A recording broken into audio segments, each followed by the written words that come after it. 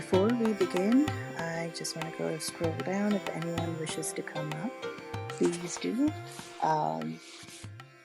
Do raise your hands. I have sent some invites for people. Again, when you come up, there's no, you know, force on you to speak. If you wish to add something to the conversation or questions, please do so. We will go through Ganpati. This time, can we do a verse at a time and then with explanation and then discussion? Can we do it that way? Instead of like a, okay, thank you. And we will begin with some invocations and with Om Namo Bhagavate Vasudevaya chanting 3 times. Ganpati, please go and take over.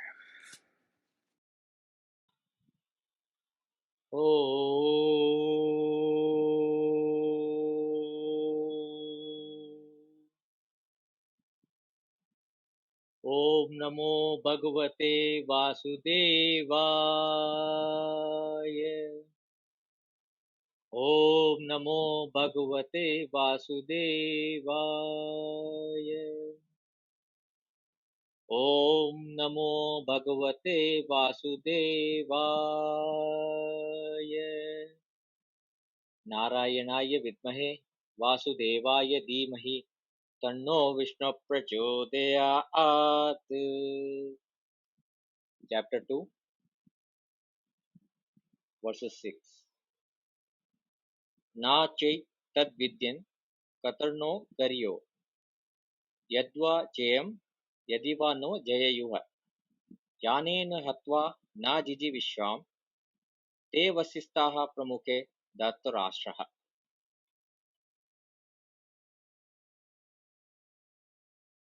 Jay, would you like to translate or do you want me to? Go ahead. Sukanya ji, Yes? you can. You want me to? Okay. So this is again chapter 2, verse 6, and I'm reading the translation.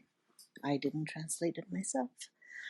I can hardly tell which will be better, to fight or not to fight. So this is Arjuna continuing his conversation um, with Lord Krishna. To fight or not to fight, that we should conquer them or they should conquer us. The very sons of Dhritarashtra, after slaying whom we do not even wish to live, stand facing us.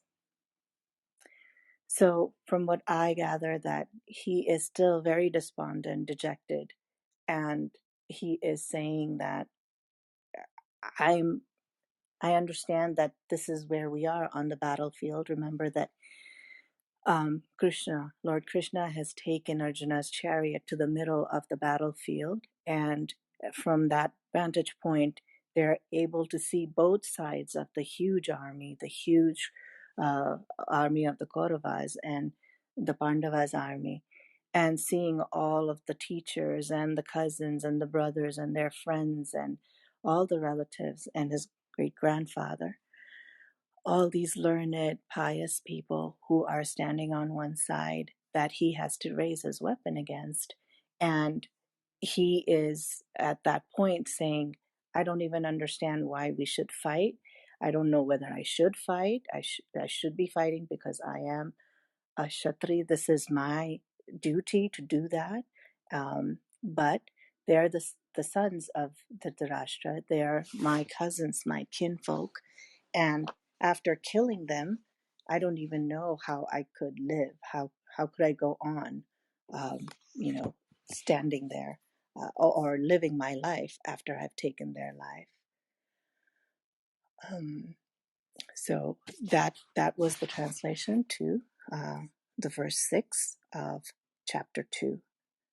Jay, do you have anything to add to it? Does anyone else have anything to add to it?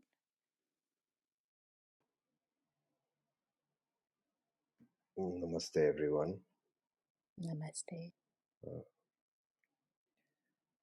Yes, so basically, it's a continuation of the grief which we discussed from previous session, and it's a very difficult battle which Arjuna is fighting inside himself, not just on the battlefield, which is the Dharamkshetra, Kurukshetra. That's the physical aspect of it, but there's this huge battle going on inside him, and he is, completely taken aback by this grief and this indecisiveness which he's facing, so much so that he's unable to move or even act upon on the battlefield, and which is why he's asked Krishna for this moment of pondering and moment of this pause where he can really collect and gather his thoughts, and the thoughts are basically very full of sorrow because he's he's loudly thinking it out, bringing out everything which is there in his mind, and offering it to Sri Krishna because he's the only person with him over there, and what better person can there be than a charioteer? And it was known since the early ages that the charioteer had a very huge responsibility. In fact, the charioteer himself could be the deciding factor of the king's safety, so the Maharaja's safety. In fact, in many ways, even deciding the course of victory or loss. Because if the king is dead or captured, then the war ends immediately.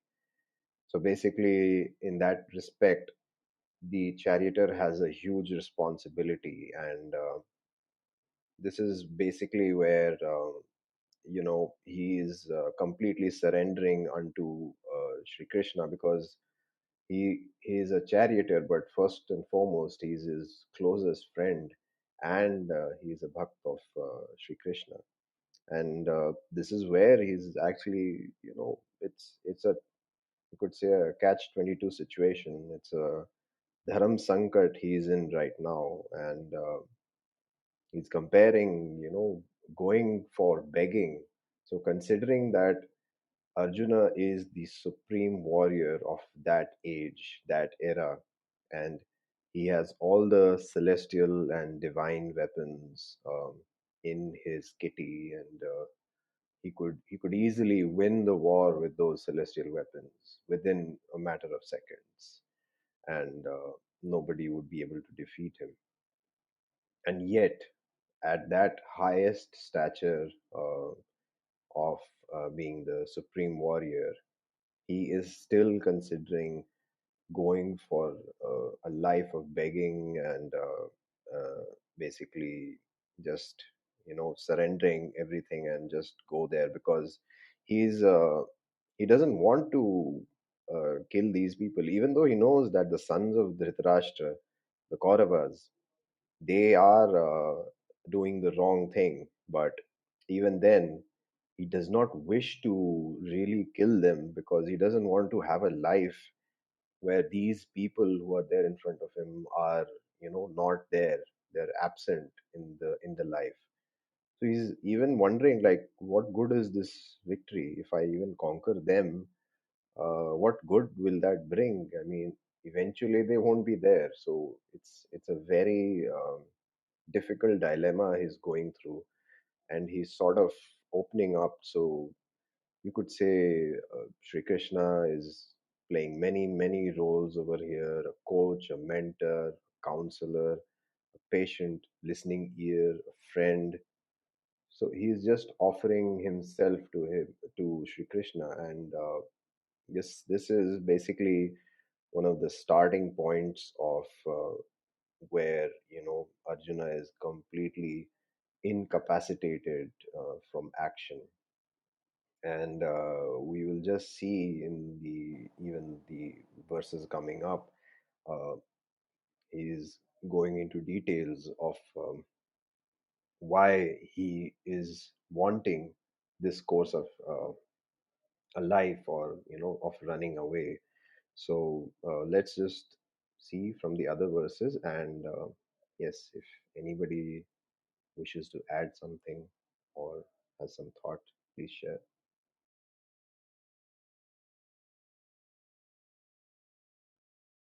Can I say something? Can I? Yes, Yes, of Manoj, over to course. Yes. Oh, thank you. First of all, thank you for starting this room. This is already you guys finished first chapter. you. Yes. Uh, Yes, fir- the first chapter, second first chapter. chapter, sixth verse, five verses have finished. Amazing, amazing. Second chapter, we are in the sixth verse, Sixth, and yeah, in second chapter, you have finished five verses. yeah, yeah. 2.6. And have come on a very beautiful uh, mm, conversation here. And Yes. what I mean, this is my personal understanding. Um, when you read, he's saying, "Na chetad vidmah kataranno gariyo yadva jayema madiva no jayo jayayo." He's saying whether I win or not win. He doesn't use the word parajita. He uses the word. I only want to say the guna of Arjuna is so satvika. So satvika guna of Arjuna. He's saying whether I win or not win this thing. If I kill sons of Dhritarashtra, it's such a beautiful word, Vyasa Maharaj. Jiji Visham. After killing them, the life would be full of Visha. Visha is poison. He's saying after killing these people, these known kings of mine, the life will be. He's so. I mean, I think this conversation is depicting how Satvika, even though he's the king and he has all the qualities of Kshatriya, but he's such a Satvika character, such Satvika Jeevi. Because all the Kauravas are ready to kill him. They want all kingdom ready. They are ready. They are ready to destroy these people, because that's why they are fighting. Otherwise, they had asked only 5 villages, but Duryodhana didn't wanted to give those 5 also. But still, even after so much of misery and so much of this thing, he's thinking of Bhishmacharya, Drona, all those mighty warriors, mighty people standing in front of him, and he's talking about the sons of Dhritarashtra. He's feeling for them that without them, and he also has that confidence that he will kill them. He knows that if I go war with them, he will destroy them. Amazing, amazing. Jai Shri Krishna, Jai Shri. Jai Shri Krishna. Manojovaji, thank you for doing that. Now I'm even more convinced that I need to learn Sanskritam. It's No, as something. I Even I always say, want to, 11 even I times, want to hand. 11 times if you read something, you will understand. Really? Mm. Ganesh, Ganpati, were you saying something? Even I want to hand over. Yes, beautifully. Moji, would you like to continue that 7 verses? And No, please continue, Ganapati. You are doing good job. Please continue. Okay. Ganpati, would you like to do the next one, 7th verse? yeah. कार्पण्य दोषोपहः स्वभावः पृच्छामि त्वां धर्मसम्मूढचेतः यच्छेयस्य निश्चितं ब्रूहि तन्मे शिष्येस्तेऽहं शाधिमा त्वां प्रपन्नम्. So this is me reading somebody's translation, and then I would love for Manojavaji to say something. With my nature stricken with weakness of sentimental pity and my mind bewildered about my duty, I request you to tell me for certain what is good for me. So this is Arjuna speaking to Lord Krishna. I am your disciple. Please teach me. I am seeking refuge in you.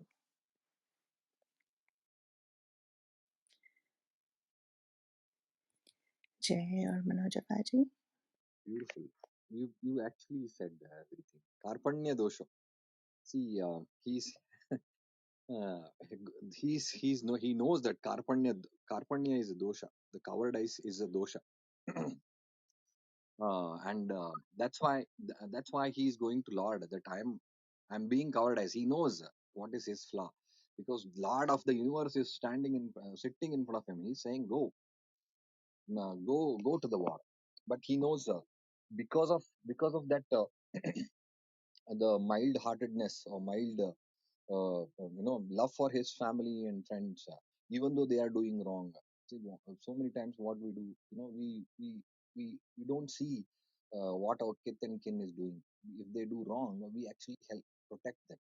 That's what Arjuna is trying to do. But he understands that it is cowardice. It's not courageous, not to confront the wrongdoer. So that's why he's going to the Almighty, because that's the that's the last resort. That's the last this thing. Whatever Almighty will say, he knows where to go, and he's going there, and he's asking.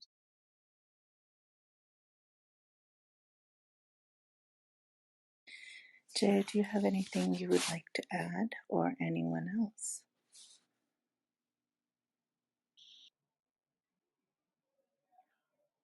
Yes. So again, carrying forward the misery which Arjuna is facing, and basically here Arjuna is bringing a quite a important thing about his duty, and his confusion is clouding his thought process and his performance of his duty, and which is basically going to affect all the outcomes and everything related to it. And over here it's like he has lost his balance. He's gone completely off balance, and because of this weakness, due to this fear and this sorrow which is attacking him from all sides. And over here we get to see how basically a disciple and a guru function. And this is where we get a glimpse of what basically happens in life, because at the times when we are really down and or out, or at the times when we want to learn something, these are the times when we look for somebody, or at least something, which can really anchor us, and which can really, or who can really take us through this time of darkness. And this is where we get to see the perplexity and the complexity of life, where eventually you have to land up on something. So anything could be a guru. It could be a tree, it could be a rock, it could be an idea, it could be just, you know, visually following a person and making that person your guru. So, which is similar to what happened in the Gurukula when the Pandavas and Kauravas were learning under Guru Dronacharya.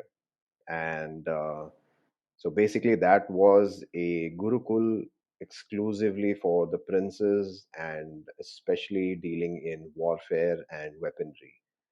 And basically, there was this another child named as Eklavya who was there, and he could not get admission into it because he wasn't from the princely family. He didn't belong to a royal family, and so he was devoid of this admission. But his desire to learn was there, so he just saw the image of Guru Dronacharya and he sculpted a statue of Guru Dronacharya. And he practiced in front of that statue, assuming and believing and thinking that this statue itself is Guru Dronacharya watching over him as he practiced his archery over and over and over again.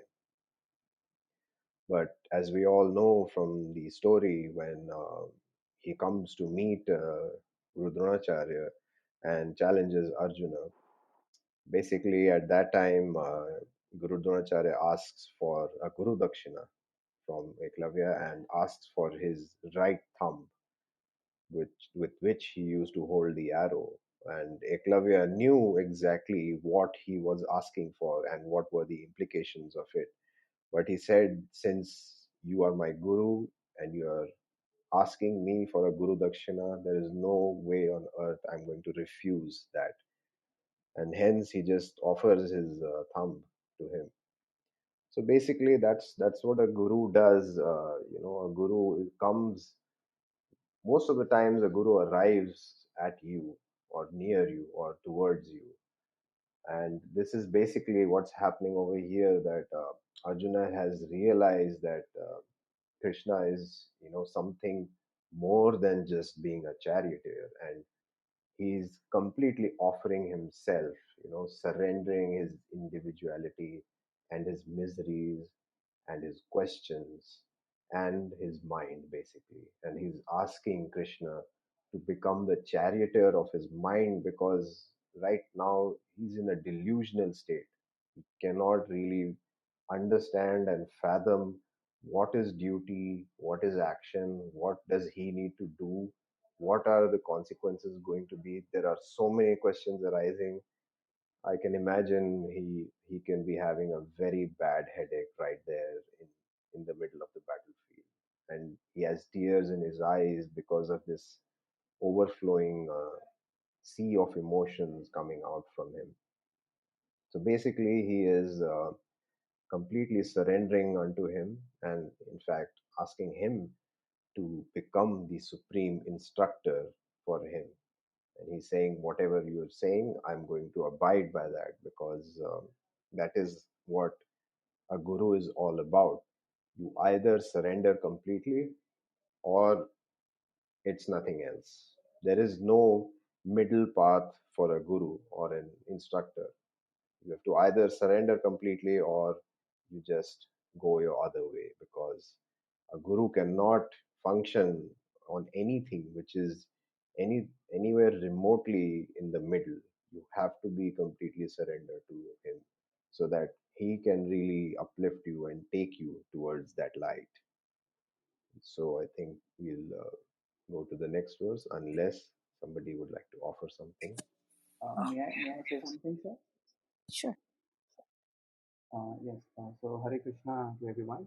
Jai Shri Krishna. Jai Shri Krishna. So I just want to say here is that Arjun here is overcome with grief and lamentation out of his attachment and compassion towards his kins, and he's seeing his Guru Dronacharya on the other side, on the enemy side of the battlefield. So I just want to reflect here that such an emotional state of Arjun, it mirrors the state of human society today we are living in. We are all beset with troubles, worries, and tensions and anxiety. So this very verse, it highlights the importance of Bhagavad Gita, because Arjun here is leading by example. So this verse teaches us, or the most fundamental lesson we can draw from this verse is that we have to Bhagavad Gita or not Krishna.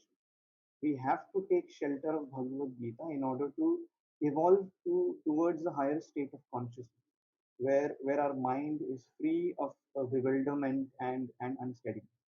So, and we have to situate ourselves in resolve and advance ahead towards our goal of life by taking shelter of Sri Krishna or the Bhagavad Gita. That's all. Thank you. Thank you. Anuvesh, am I saying that your name? Yes, yes, yes, Jai yes. Shri Krishna. Jai Um, Shri Krishna. I mean, to add to what Jay had said and Anuvesh just said, when I was reading this verse and around it, what it made me think about is since I'm a psychiatrist, I tend to go along these paths of thinking. I don't know if it is right or wrong, but in my understanding and my experience, um, I see that in the Gita right now it says that he is so dejected. He's feeling that weakness, as Manojavaji told us what that meaning of the word is. That weakness, he's feeling it. He knows he's being weak, and that he has something to learn. And that's the part I think sometimes I feel that when we have those overwhelming emotions, um, of whether it's sadness or just, feeling grief for someone or towards a situation, or feeling overwhelmed in a situation, and we sort of feel like, I don't know what's going to happen. Sometimes we give up. Sometimes we don't know what to do, and we go and try and talk to other people. But I think those are the moments to sometimes remember that those are the teaching moments in life. Um, it could be even after feeling like dejected or defeated, that we sometimes feel that that's it. That's the value of life. That's the value of me. If I have been defeated and weakened and subdued, that's it. And we see that as who we are. But what I see here is the Gita is telling us that it is these tough, hard moments that if you open up your mind, your heart, your soul to the ultimate teacher, um, and in this case, I see it as in our lives, the situations that come to us are the ultimate teachers. It is coming from the Almighty. This is what's meant to be. And we resist a lot, and we create in our mind a lot of tension, a lot of angst for ourselves, and stress. But if we were to be able to lean into those moments, I think those moments become a teaching moment, something that we can learn from. And so, through this weakness of his, when he realizes and he completely seeks refuge in his guru at this point, the Lord, um, he is giving away all the things that he has and has known. Because if a situation occurs to me, I will only interpret it given my thought process, my way of looking at it, my experiences. A guru is one that sees beyond that and sees it on different planes. So going to the guru at that point is, you leave everything behind. You leave your thought process behind, um, your experiences behind, and become an empty vessel. To then you take refuge, right? He says, I take refuge in you. Please show me the way. So I think situations can be those gurus, like Jay was saying. It doesn't mean it's a person. A guru comes to you, and maybe the things that are hard in our lives that happen, like the pandemic, and then this could be very hurtful to some people. I'm saying, how can something so devastating be a teacher? I don't know yet, but I have a feeling that there are things to be learned from very tough situations that happen to us, that seem all negative. But I think every moment teaches us something, if we fully allow that moment to take us by our hand and show us where it needs to lead us. Um, okay, so I'm done. Yeah, adding to that, Lord Krishna taught Gita only to Arjuna and not either to Bhishma or Yudhishthira for the following reason. Bhishma knew that justice was on the side of the Pandavas and had even made a public proclamation of this, but he took to the side of the Kauravas and led the army. So there was no harmony between his thought, word, and deed. So harmony of thought, word, and deed is the greatest virtue, and its absence is hypocrisy.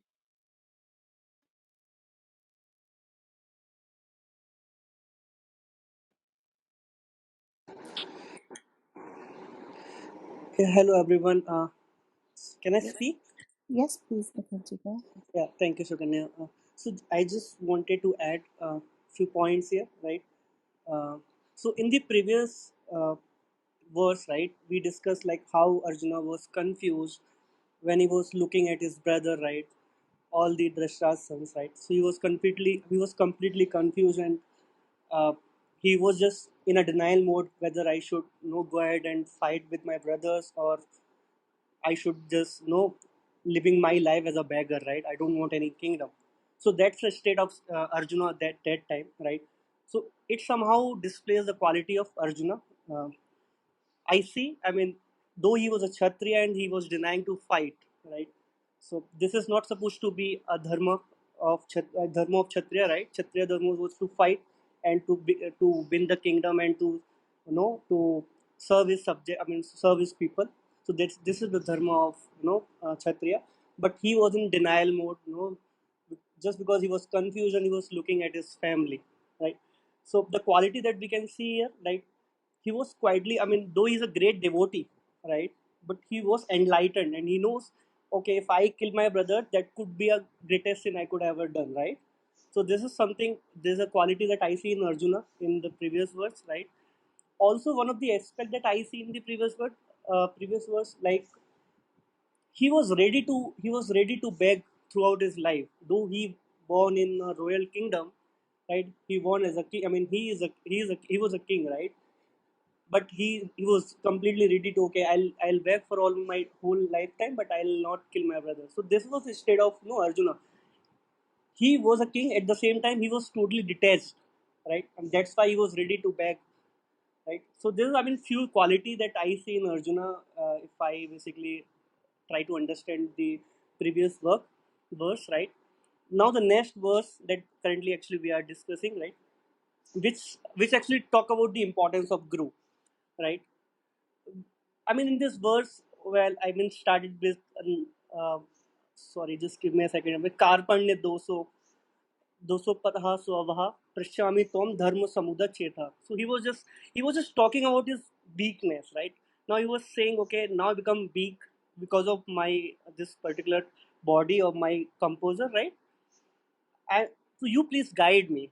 Oh, here, hey Krishna, hey my guru, you please guide me what is best for me, right? Now I am your disciple.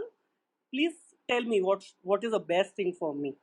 Correct. So this is the question that Arjuna was asking to Krishna, and so I mean this is a time when we basically look forward a guru, right? I mean, this is how a person, everybody in this whole world, right, is confused in anywhere, right? I mean, everybody has its own thing and they are completely confused. So this is our state, right, currently. So Arjuna is basically displaying, he is acting our situation, our thing, right? So he was just confused and he's basically looking for the guru. So this also tell us, okay, if we are confused, if something we cannot do, we definitely look forward a guru, right? Because without guru, you cannot solve the problem, right? You need to have someone to instruct you, to guide you. So I mean, these are the kind of things that I see in the verse, right? And considering, I mean, this whole world where everybody is confused, I mean, as a Arjuna, he was quite a brilliant guy. I mean, brilliant person. He's a king of all, but he is also looking for a guru. So I mean, just take an example of Arjuna. We should also be looking for the guru who can instruct us, who can guide us, right? What is best, what is good for us, what is bad for us, right? Yeah. Thank you, everyone. Thank you. Suganya, may I speak? Sure. I just wanted to add something about it. Mm-hmm. And thank you very much. Hi, everyone. It's just that I completely agree with Mr. Jay, what he has completely said about the Guru and how Krishna bowed down to Lord. Uh, I'm sorry, Arjuna bowed down to Lord Krishna. And but it's just that one thing that I want to say about it, that about Guru Dronacharya, what he's done with Eklavya, and it was out of to make his word true, what he promised to Arjuna.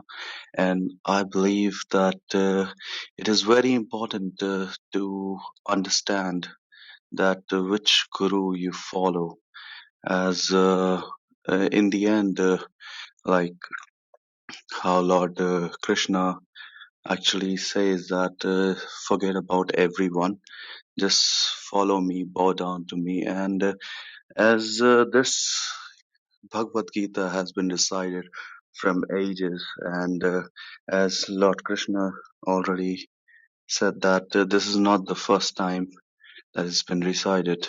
I mean, uh, Lord has recited to Son, and then Son is recited to Manu, and so on. And this Bhagavad Gita is not pure as it should be.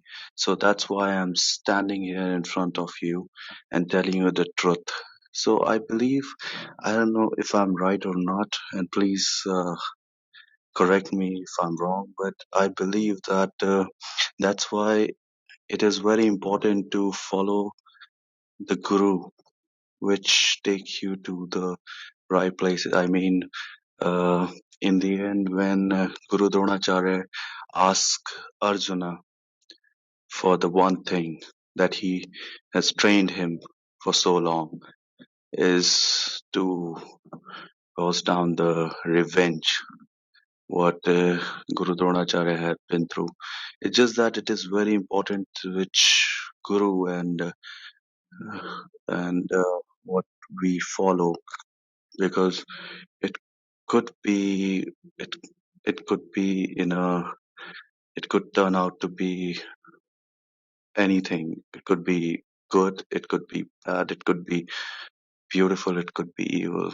If I don't know, it just went through my mind. That's why. Thank you, everyone. Thank you. Should we move on to the next verse? Good. न हि प्रपश्यामि मम पण्युजा यच्चोकम् उच्छोन इन्द्रियाणाम् अवाप्य भूमा वसपदं विद्वम् राज्यं सुराणामपि चाधिपत्यम्. Okay. For even after obtaining an undisputed sovereignty and an affluent kingdom on this earth and lordship over the gods, I do not see any meaning of driving away this grief, which is drying up my senses. So at this point, Arjuna is completely overwhelmed. And his senses are not even coming to his aid. The grief, the understanding that he would have won something if continues to raise arms against his loved ones, his gurus, his great grandfather.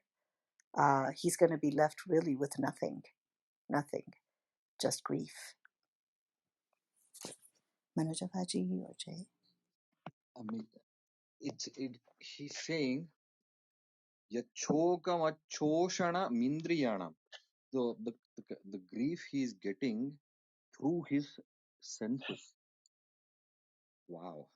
Mm, I don't know. The senses, all our five senses, uh, we are not even sure that how actually, all these senses work. But he's saying he's so much aware of everything, and the grief is caused by his indriya, his senses. And even if he wins the whole battle, and even if he finds sovereignty, even if he uh, uh, gets kingdom like Indra, like heavenly kingdom, but these sense, the grief which is caused by the senses are not going away, will not go away. He's saying though, I don't know. I mean, how much aware he was, how much he knew things. But we don't even so many times if something happens to our body, we notice after 2-3 days. But he was experiencing that ache caused by senses. That he means whatever he is saying. You cannot simply say that my senses are in grief. You have to feel it, what it actually means. And uh, I just I'm just mesmerized by the words of Vedavyasa here. One more thing I want to add from the previous because everybody was speaking about a guru. See, Arjuna had lot of gurus. His teacher was Drona. Even Bhishmacharya has taught him. So many gurus are there, but he he believed in actions. He one who stood by one who stood with him always. Even when Draupadi was being you know ill-treated, who came to the rescue? Lord Krishna came to the rescue. When Duryodhana whole Kaurava wanted the war, who came for compromising? Krishna, Lord Krishna came, said he was the first one, and he was also ill-treated. Even Lord Krishna was ill, but Krishna did nothing. Krishna did nothing. So I think when we choose our guru, we should choose a guru by actions. We should see not we should see who is there with us in bad times, and who is there who will not guide us wrong, who is there who will always guide us properly. When Pandavas wanted Pandavas went to Lord Narayana Krishna, uh, that Kauravas want a war. So what should we do? So immediately Krishna did not say that go to war. He went and he showed he he showed that he is a supreme being. Nobody could see except Bhishmacharya and few, but nobody could see that who is he actually. And Arjuna went to the best, and Arjuna knew how to choose the best. So while choosing a guru, I think we all should we should strive to get a best guru. So in this the takeaway point is, how our senses are important, how we should feel our senses. And he's grief stricken, not just mentally. His all senses are grieving, and he could feel. Even after winning all this, even after winning, he'll be king of whole globe, and he would feel that grief even then. Amazing. Thank you, Sukanya. Jai Shri Mm. Krishna. Jai Shri Krishna. Jai. So if we focus our attention on the first line and the first words, um, there's a great emphasis by Arjun on saying that he can find no means. So basically, Arjuna is a supreme warrior of his time, and he didn't just become the supreme warrior by uh, his archery, but he learned many, many things along the way. He learned the Vedas, he learned the Dharmic scripts. He even spent time in the Indralok, Devlok, where he even learned from Chitrasen the art of music and dance. So he's well versed with a lot of knowledge, and he has been putting forth his arguments based on knowledge, based on dharmic codes, and in many ways, he's been using a lot of tarka, which is basically logic, and it it basically means sequential logical understanding of things. So you could say something like, if pesticides were considered useful in the past, we've now deduced that they are actually more harmful. So it's like sequential understanding. But the problem which Arjun is facing right now, it's there's no way he can solve it using simple tark, or in very extreme cases maybe kutark, which is wrong logic or illogical reasoning, where you don't set the right intention for the logic. he's unable to see that this tarka is of no use in these kind of situations. He has to basically progress towards a vitarka logic, which is basically going beyond all material senses, going beyond all our previous materialistic understanding, and it is basically at a very higher level. So vitarka, for that you'll really need to go into the Vedas and Yoga Sutras and arrive at that through personal inquiry. So he's unable to see that, and that is where he's turning towards Shri Krishna, because he has exhausted everything which he knows. And this is by no means it's a small thing, because we see Arjun in a very weak position right now, but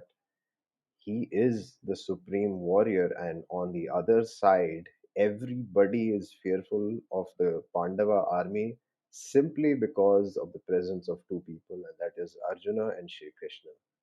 As long as Arjuna is on the battlefield, there is no way Kauravas can win, despite many great warriors being on their side. Because in the 14th year of their Agyatvas, which was laid down during their exile. So when they spent 1 year in the hidden exile, that's when he had taken up the role of a female and teaching music and dance to the princess of the kingdom they went into.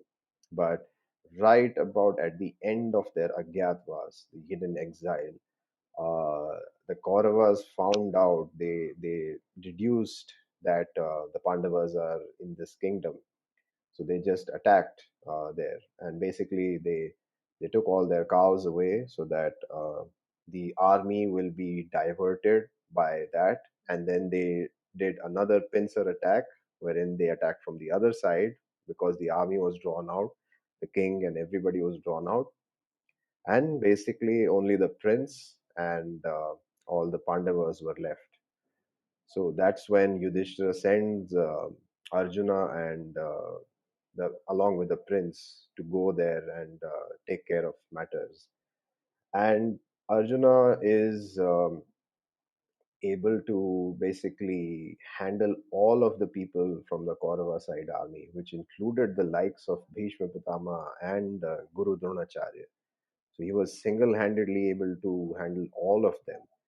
So all these people, they know of the power which Arjuna holds. But this right now is a moment of weakness, mental weakness for him. By no means it is a physical weakness. He's right now mentally, emotionally, and spiritually at a very vulnerable position. And this is where he's, turning into Sri Krishna and actually admitting his fallacy, that he cannot really understand how will he be able to drive away these problems, because whatever knowledge he has, it's not helping him. And now he's turning to someone who is beyond all the knowledge, who is beyond all these things, and he's just surrendering unto him. And basically when he says that, even he's not able to understand that if even if he wins this kingdom of earth, it does not really matter to him. And this is pretty much in line with what we have basically researched about, what we have learned about, and we are applying it as well in our modern days. If we go into the organizational behavior theories, there's this thing called as the Herzberg two-factor theory, wherein Herzberg postulated there are like two factors. One is the hygiene factor, and the other one is the motivators. So basically, hygiene factors are something which won't encourage the employees to work harder, but if they are not there, so if they are not present, they will become unmotivated. But their presence won't guarantee that they will work harder. Whereas in motivators, those are factors which can encourage employees to work harder.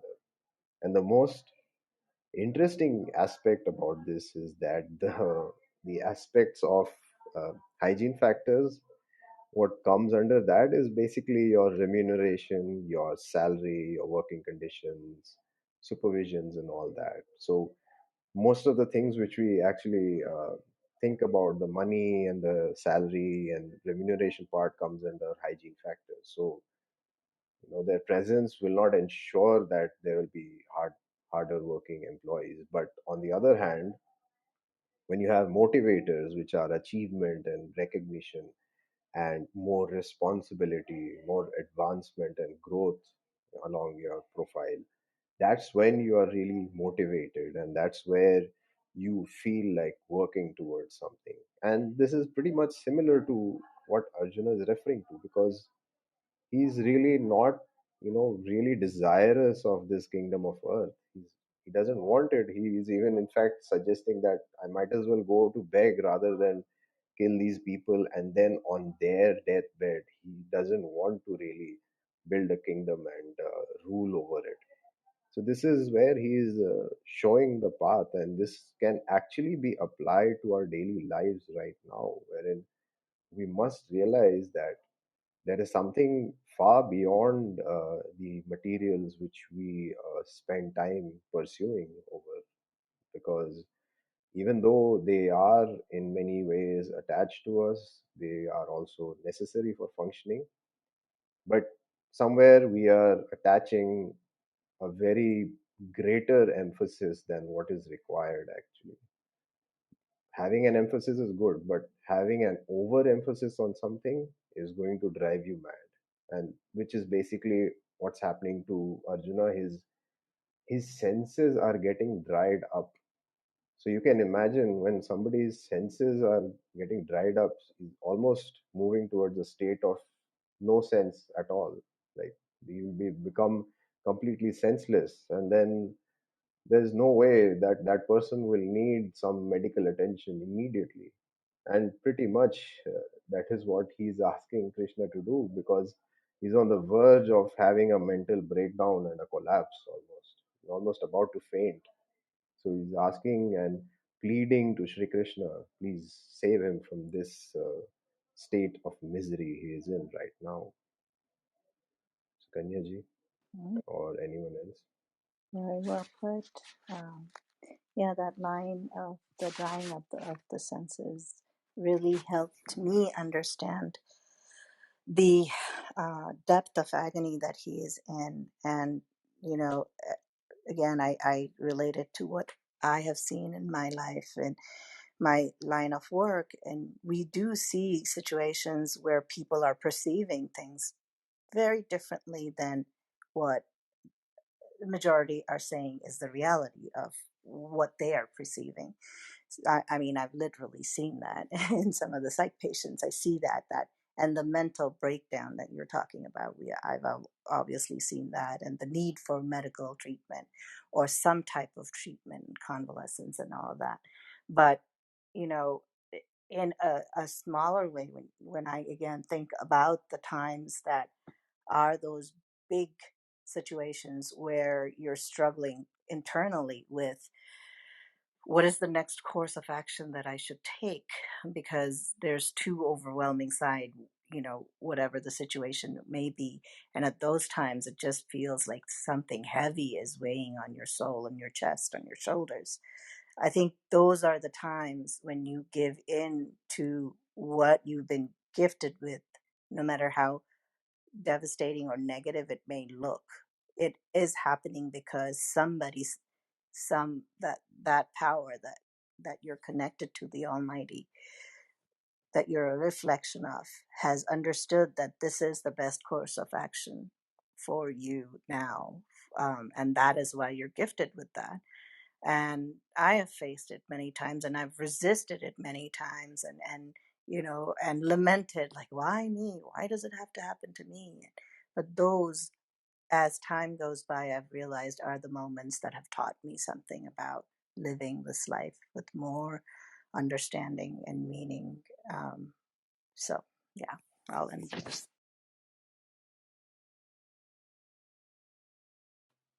Anyone else? If not, let's go on to, is it verse 8? Yes. Hey Shukanya, yeah, I just wanted to make 2 points quickly, right, related to this verse. Okay, so first point is like as Arjuna was confused, right, and he was approaching Krishna as his guru, right? So, hello, am I audible? Yes, you are audible. You're audible. Yeah. So I was saying as Arjuna was like confused, right, and he approached Krishna, and as like one of the person also mentioned, like there were a lot of gurus. I mean, Arjuna was having that time, right?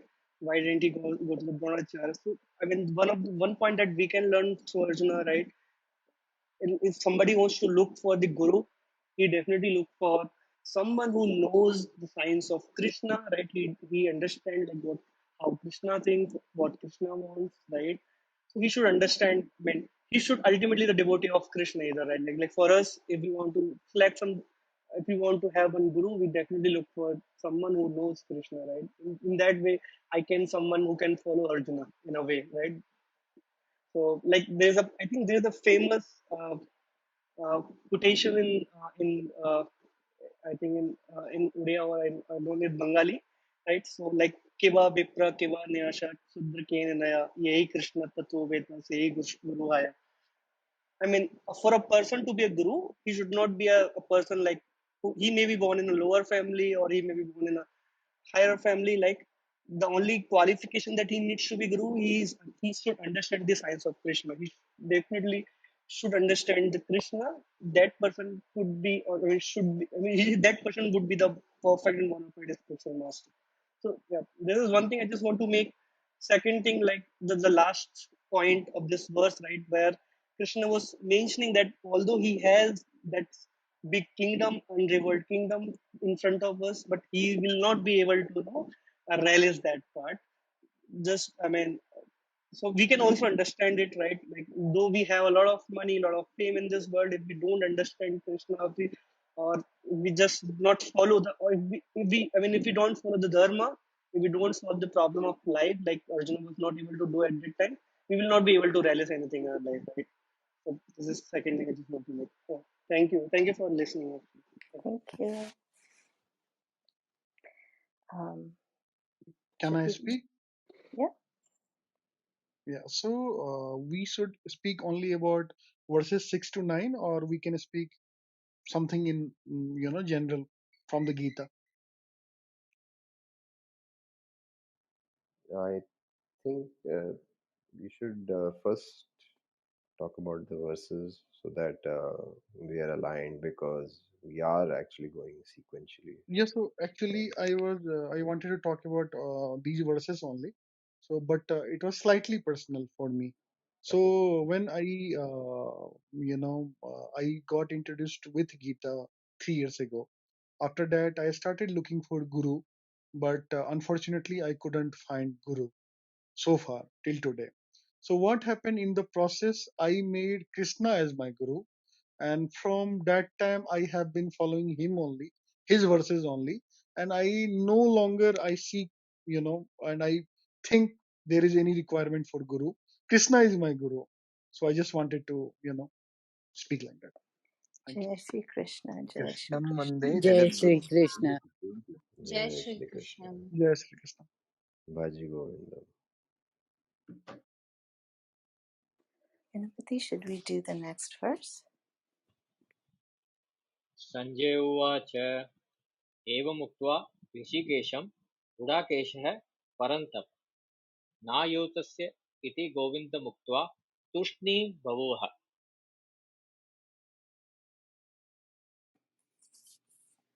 Sanjay said, so as he's narrating it to the king, Dhritarashtra, did someone want to say something? Oh, okay. So as he's narrating again, he says, having thus spoken to Sri Krishna, Arjun, the destroyer of foes, which is said to Govinda, I will not fight, and become silent. So that's, he just pretty much says, I'm done. I am too overwhelmed. My senses are failing me. They're drying up. I can't perceive anything. I can't understand anything. I don't know what to do. I'm too overwhelmed. So I give everything over to you, and I'm just going to be quiet. That's what I see as the translation. Manojabaji? I just wanted to say the use of word Gudakesha. Evam Vuktva Hrishikesham Gudakesha Parantapa.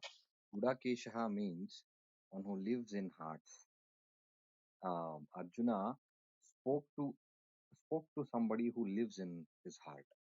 That's so beautiful, and I can just reflect on Mr. Abhishek what he said, and he found Guru in Bhagavad Gita, and that's what Sanjay also saying. Sanjay understands who is actually Arjuna is speaking to, and he's saying Arjuna said I can't do this anymore, and I won't be able to do it, and he's expecting that Krishna would say something now. Buddha, one who lives in his Arjuna's heart, he knows. Actually, Guru, I mean, this is so beautiful that I said to finding a Guru is so difficult. Even Abhishek said, but one who understands your heart. These days, we won't be able to convince anybody who lives with us, even our parents, even our brothers and sisters, and making our heart understand to other person is so difficult. But this amazing person here, not person, Almighty, who lives in your heart, he understands actually what you're going through, and he will definitely. That's what Sanjay said. Even he's sitting so far and he's saying, "Gudakesha," such a beautiful thing. Jai Shri Krishna, Jai Shri. Jai Sri Krishna. Manojabaji, it reminds me of something you said during Sundarkan, that I think that's where I just heard it, that, God, the Almighty, will go to any extent for his disciple. So if we have that perception of knowing that that soul is a reflection of the Almighty, we live with it. We wake up, sleep, breathe, everything with it. But and so of course the Almighty who is reflected in there knows everything that we're going through. And it would only liberate us if we understood the other side of it, of our side of it, of our protection, because he's there. He's there. He gives you what you need, no matter how elating it might be or how devastating it might be. There's something to learn. Anyone else? Jay?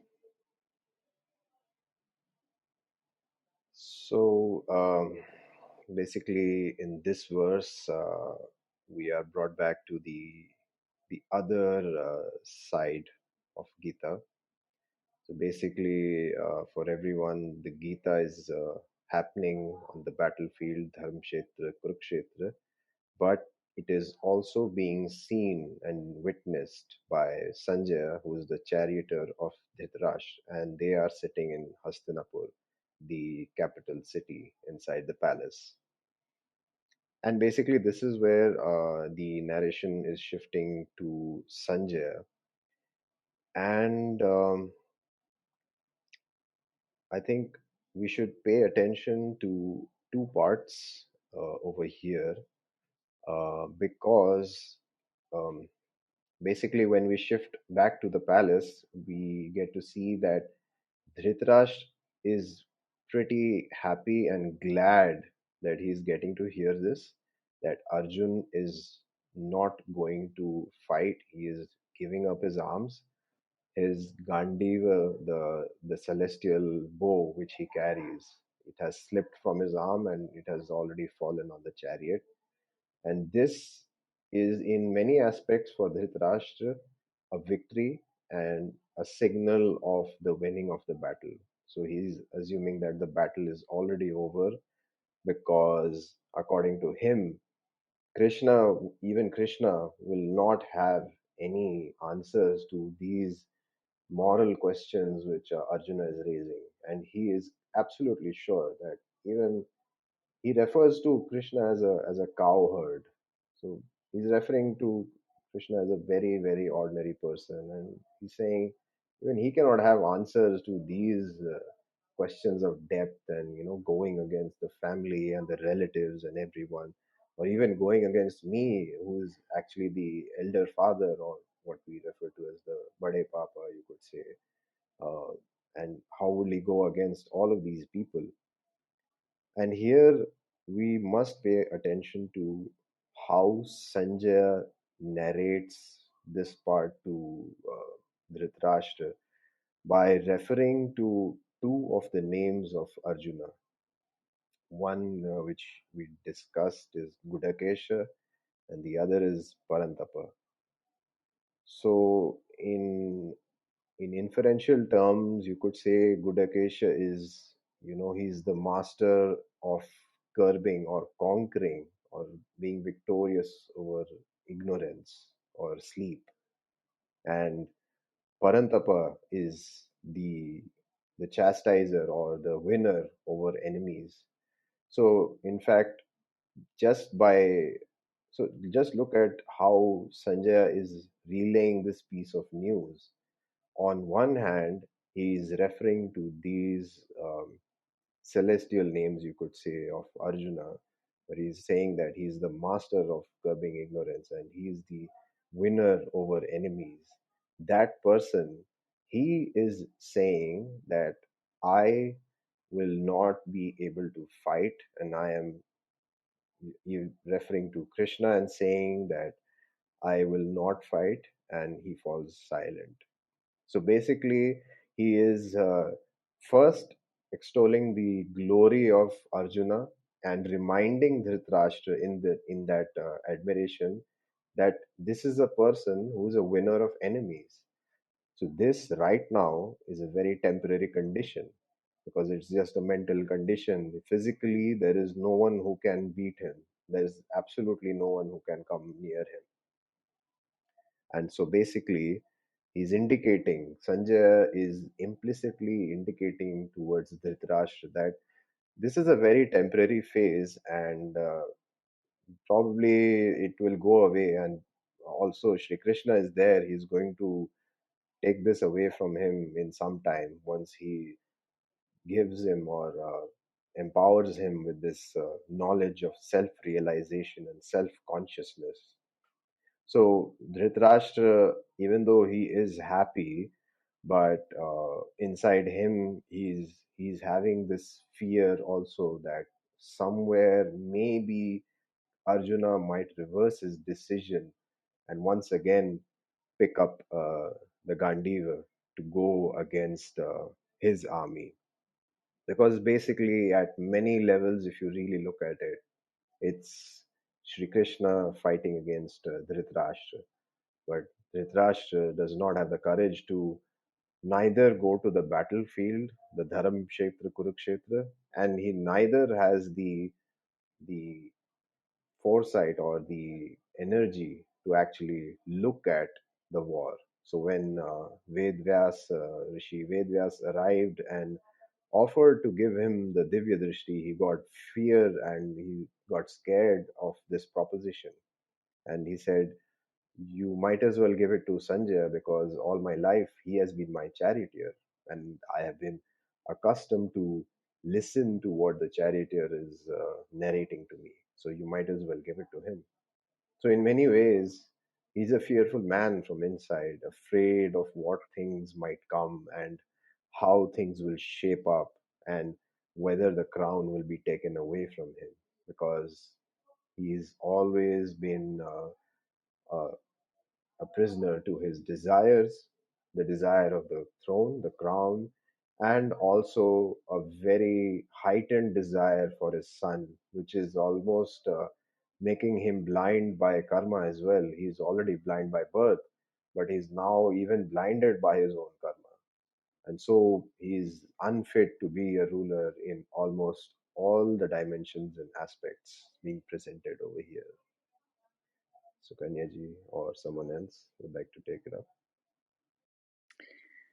Uh, one thing that I kind of noticed that, you know, Arjuna, we have seen through the story, through the history of what Mahabharata and the Kurukshetra that led up to it, led up to the Kurukshetra, Dharmkshetra, that he was extolled to be the foremost archer, the greatest fighter, the one that could win the battle single-handedly.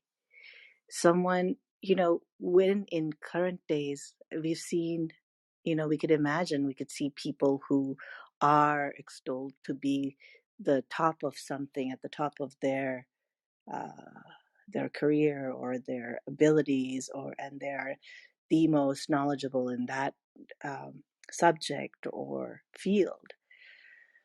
And with that comes a lot of other characteristics in our personalities, right? Some from within who see that these are the things that only define them, that they're the best in this, they're the best in that, what have you. They see themselves often as above everything else and everyone else, and the arrogance that comes with it, the lack of humility, the lack of empathy, and all of that. We see that around us. Yet here's a man, here's a great king who everyone says, yes, is the greatest warrior, um, uh, and the best student of Dronacharya, the friend of Lord Krishna. He can single-handedly defeat a massive army. Yet he is even overwhelmed, and he knows when he is uh, defeated in his realm. And in his realm, he's asking his guru at this point to show him the way, to tell him and give him the direction. So he's being open. This is his field. This is a battlefield. Yet the greatest archer, the greatest warrior, is at the feet of his guru, saying, "Show me the way. I don't know, because everything has failed me." So that's one of the things that kind of I read it as, even if I were to be the best in one field, I still have things to learn about everything else and in my field. Even in my field, there's someone who can teach me. My guru can teach me more. And to be open to that and not be just clouded by my understanding of things so far. It's that is something to learn as a student. So I'll end here.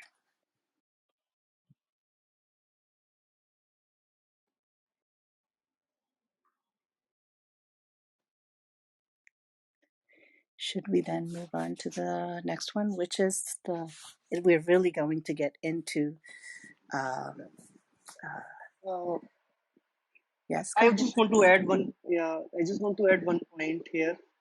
Uh, Go ahead. yeah, just give me a second. Yeah, sorry. Am I audible? Yes, you are. You are. Yeah. So I just read about this verse just now, and one of the interesting thing that I just figured out here, right? So maybe like in the audience, everybody understand Gita, everybody understand Krishna, everybody understand Arjuna, right?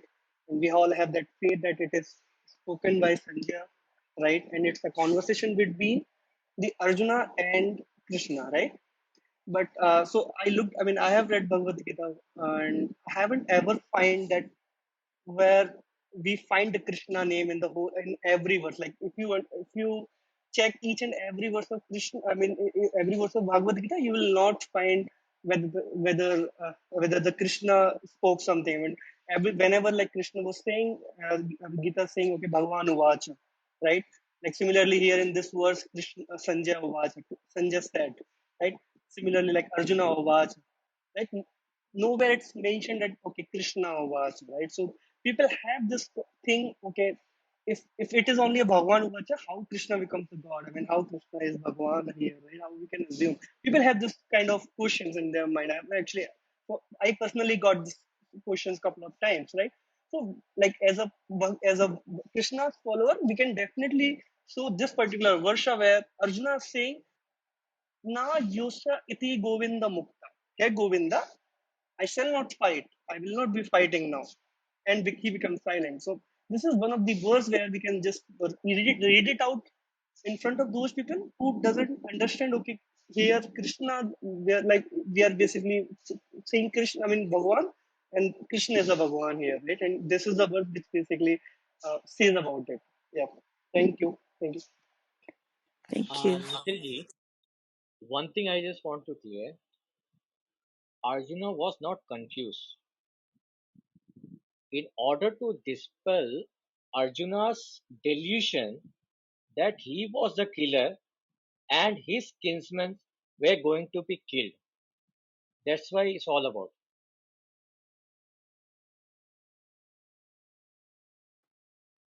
Uh, I think I totally agree with Ganapati. And even in the chapter 11, the god Krishna says that, he's Arjun, among the warriors, he's the Arjuna.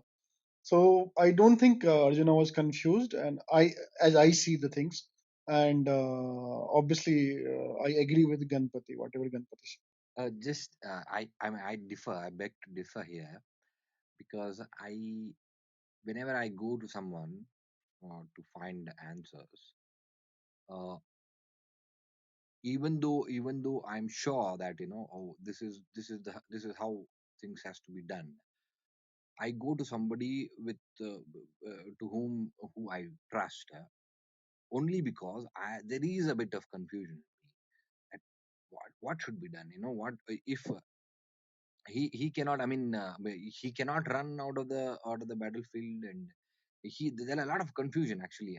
There's no otherwise he would never ask any questions to Narayana. He's asking because he has a lot of questions, even though he's well read and learned and all that wisdom, is still confused. Because see, sometimes what happens, we with that burden of knowledge, with that burden of wisdom, we feel that we know everything, and whatever I am saying is right. uh, that that makes us confused. And he's asking, see, my senses are saying, my senses are actually grieving. That means whatever I'm doing is not right. But he knows actually, he has to he is in the part of righteousness. He is standing with the righteous people. That is where the confusion has arisen, and he's definitely confused, and that's why he's going to his guru. That's why Lord Krishna addresses Arjuna, Partha, Kaunteya, Kurunandana, Gudakesha, Anushya, Vijaya, Parantapa, Dhananjaya. Okay. uh, if he, I mean, whatever he's addressing, but I'm damn sure that he's confused, and that's why he's asking questions. Yeah. I just wanted to add here. I mean, thank you, Manojava. Actually, I mean, in the same in line, right? I mean, just wanted to add something here. So, there is a verse like the 2.7. There is a word here, samuda. So, which definitely, I mean, samuda means is a Sanskrit word which says bewildered, right? So, verse clearly says Arjuna was confused, right? Now we can always say, okay, he is not confused or confused. I mean, if we just talk, we just go to this particular verse, it is basically using this word that Arjuna was confused. Dharma sampurna chetaha, right? He is completely confused about his dharma. He wanted to learn from Krishna about that. One So, small thing I just want to add. See here, the the, the language of Sanskrit is so vast, and one word has so many meanings. Gudakesha also means Arjuna. Gudakesha also means one who lives in heart. In further chapters, yeah, but ultimately we it say the shows the quality of Arjuna, right? I mean, yes, yes. definitely it shows the quality of No, no. Arjuna. So I'm ultimately it goes referring to to the one person. Sorry. when I say a Gudakesha, I'm referring that Almighty living, the Almighty Krishna living in our heart, especially Arjuna, because as Ganapati said that among Pandavas, I am Arjuna. Uh, Krishna says further shlokas we would be discussing. So, in I feel conclusively that he is confused and he's asking questions to his guru. Yeah, yeah. In many ways, if you really look at it,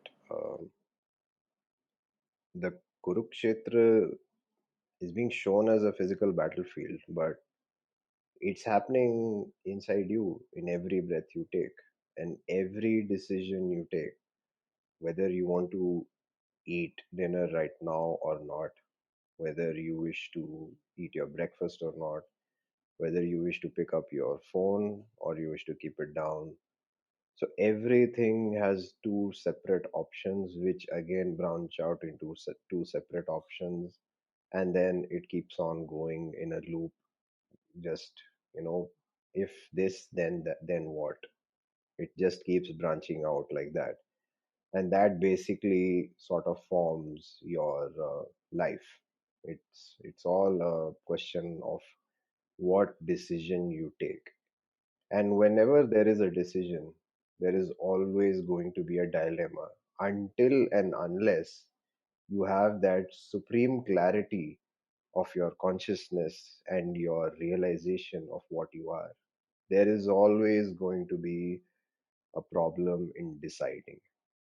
Because if you look at animals, they are pretty straightforward. They feel hunger, they go attack something. If they're carnivorous, they'll attack, they'll eat as long as their stomach gets filled.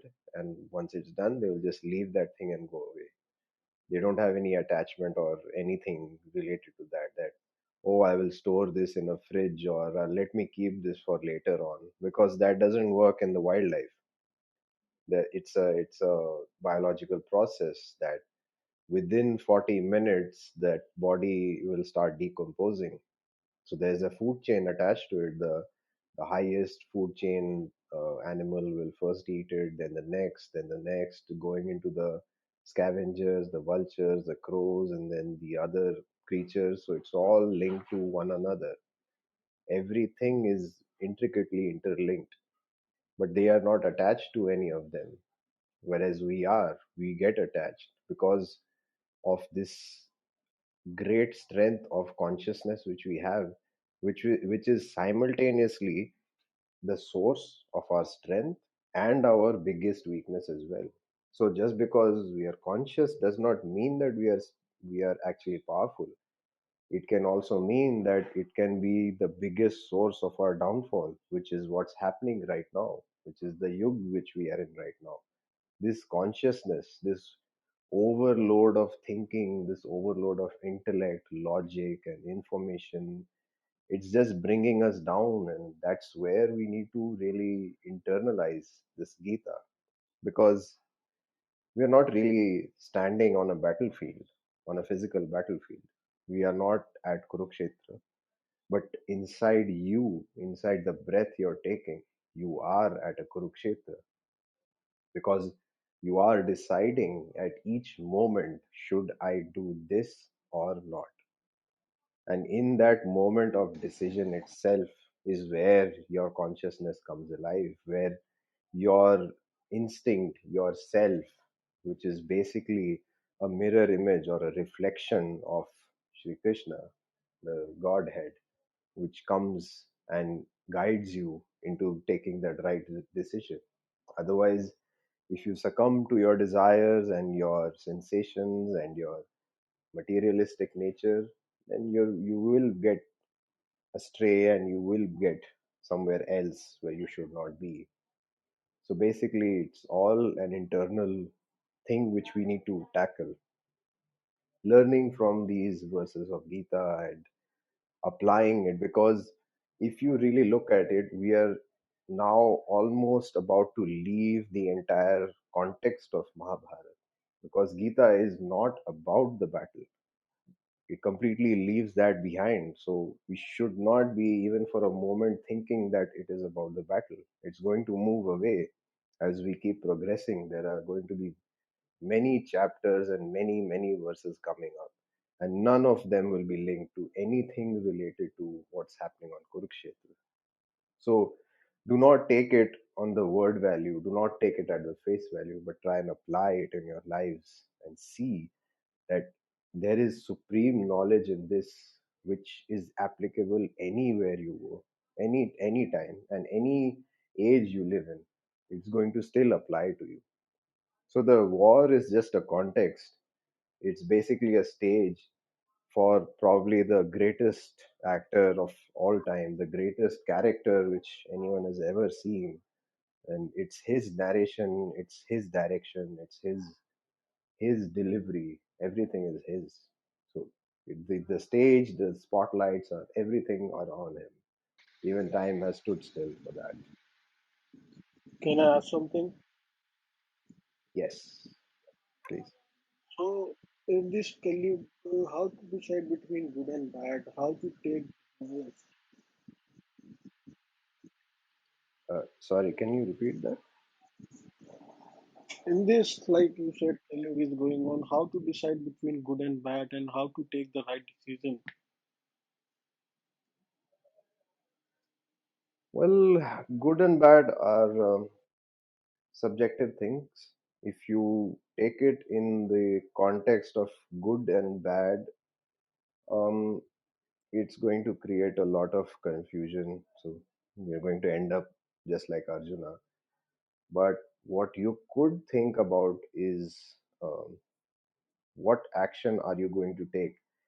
And is that action inclusive in nature or exclusive in nature? Are you including something which is other than you, or are you excluding everything away and just keeping yourself in the picture and in the Yes, equation? yes. So that should be the barometer. Good and bad does not matter. I mean, once you have this inclusiveness or exclusiveness, you will be aligned with everything. But in this world, everyone used to include like include himself only. Now people doesn't think about anything else. Just they used to think about himself only. See, that's the idea which has been propagated and which is even, I must say, it is propagating right now, because the concept of individuality has been taken in a different context and a different meaning, wherein people are saying just focus on yourself, don't think about anyone, just focus on getting things for yourself, your own desires, your own things. But the problem is, in the pursuit of everything, you are basically intruding and coming into the picture of many other lives. And then, if those paths intersect and you still believe that no, my desires, my goals, it's going to create a huge conflict, because you are acting out of individuality, but your paths are intersecting and you're actually intersecting with other people's life, and that is for sure going to cause a huge amount of friction. So basically, if you're just going to focus on the self, it's, yeah, it is going to cause a lot of problems. And yes, I do agree, because the world is being driven by economic power right now. So a big person is no more a person with a big heart, a big mind, a big IQ, Yeah, that's big what. intellect. It's the person who has the deepest and biggest pockets. That's the person who is a big man right now. Which is, I can say this very certainly, which is not the barometer. People might show you success stories, people might show you many things, but you really have to go to the core of it, because any amount of wealth will be still not sufficient for the human being. You can keep on going, collecting and collecting, but you must realize that there is no go down or storage at the end of this human life. So if you're going to say that I will be the person who holds the maximum amount of material wealth, even then nature and existence has developed in such a way that there won't be much you can do about it. You can enjoy it for the time being, but then that's it. So it's a very temporary thing. So yeah, definitely do go ahead and enjoy it, but don't think that it's going to stay with you permanently. Once you are clear about it, then you can definitely go ahead and enjoy it. But that's the problem. People don't see it like that. They think I can keep on holding on to it and fight for it and kill just for that. Then that's a wrong narrative to have. One should not really live by that barometer. Thank you. Jay, I want to just add something what you said. Beautifully you explained.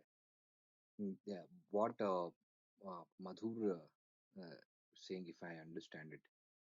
Uh, See, there are a lot of people, the comparative thing. So he is doing wrong. Somebody, some ex person is doing wrong, and he's maybe, according to me, that he's happy because he has a lot of money.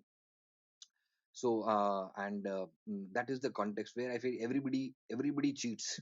So what is wrong if I cheat? That's the mentality which is very very dominant nowadays. And I have, it's personally, I have, see, that's why we have to meet people, we have to understand, we have to observe. Waking up our senses are very important. When we see there are lot of rich men we see today, they come and no, I'll tell you, no rich man want to be known as a rich man, but a knowledgeable man. He will try to project that I know a lot of things, I'm very knowledgeable, have a lot of wisdom. He doesn't want to know, of course all Forbes rating and all that, but when you meet them personally, they don't want to be don't known as a rich person. They want to be known as a knowledgeable, well read, well informed person. And the other strata is thinking that, oh, that fellow has so much of money and so many mansions. That's what in Sundarakanda. Please come and join me every day 7 o'clock on Sundarakanda. We are actually speaking about that, the same thing what we are discussing right now. The Ravana has so much of wealth and so much of everything, and a very pure-hearted Vanara has entered uh, the Lankapuri, and how he sees everything there. That perspective is very important. If you don't have a perspective, then you would lose. You would lose in the sense you would definitely surely come back, but you would waste a lot of time. So if someone does something wrong, why should I do? A dog barks in the road, why should I bark? That question we have to always ask ourselves. If somebody does something wrong, even I do that wrong, that wrong remains wrong. So even if any yoga you take, so that, I think, self this thing realization, or whatever you may use the word, but we have to question ourselves always. That's what I feel. Jai Shri. Jai Shri Krishna. Yes, Um, one of the things, Madhuji, did you want to say something? Yeah. just carry on. Thank you. Okay. Ganesha, I see that you're here. Your mic is going up. Yes, go ahead. Yeah, that's why Prabhu Krishna said, कर्मणे वादुकारास्तु माँ फलेषु कदाचन कर्म किए जाओ और फल की चिंता मत Yeah. Definitely, we've heard that uh, many times. I have heard that growing up, that, in the moment that you are, you can get bogged down with many decisions, right? And the dilemma of which one to choose, which decision should I make? And as Jay said, uh, in the long run, in the short run, as well as in the long run, I think inclusivity is something that needs to be kept in mind, because we think of ourselves, and especially where I live, also, there is this understanding, that there's this individual. You do things as an individual, you reap the benefits of it. And then if something goes wrong, then you will have, to face the consequences of it. But what we may forget is every action we take also goes out as a ripple and affects the next person and the next and the next. So it multiplies. And I am not a business person. I'm totally, oh, I would be the worst business person if I were to hold a business. Uh, but in my naive understanding of economics and capitalism, this is something that I have been noticing, and I may be wrong, but you know, there's the side, there was this big battle that was going on between capitalism or not capitalism and socialism or capitalism, which one? And then we saw the 90s, the 80s leading up to the 90s, this huge boom in people who were making large sums of money, huge sums of money, uh, and flaunting their money. And what had they had it, so they would, show it off. Um, and to some extent, it still continues where, people who have more seem to get more of everything else, right? It's as if, because I'll give one small example.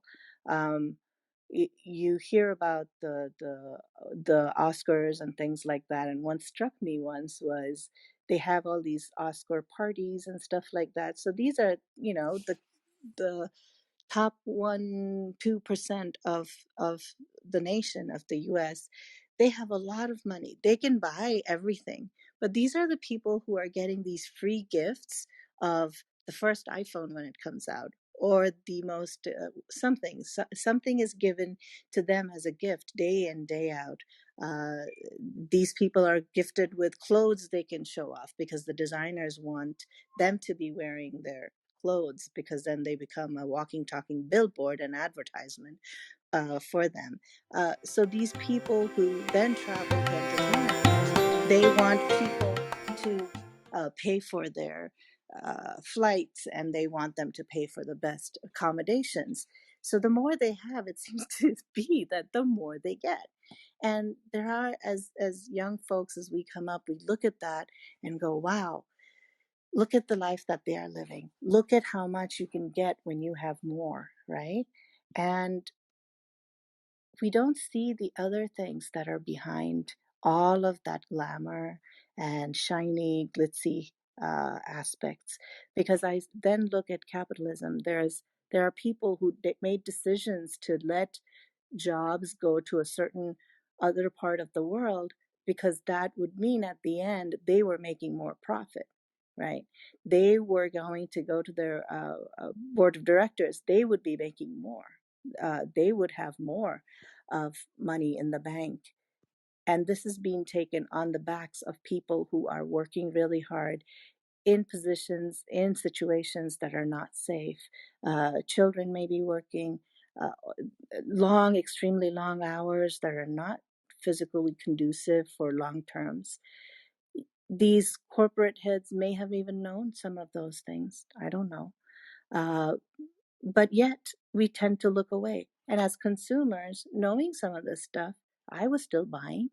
Why was I not making a conscious decision? Somebody made a decision in some corporation, but it has a ripple effect throughout the world.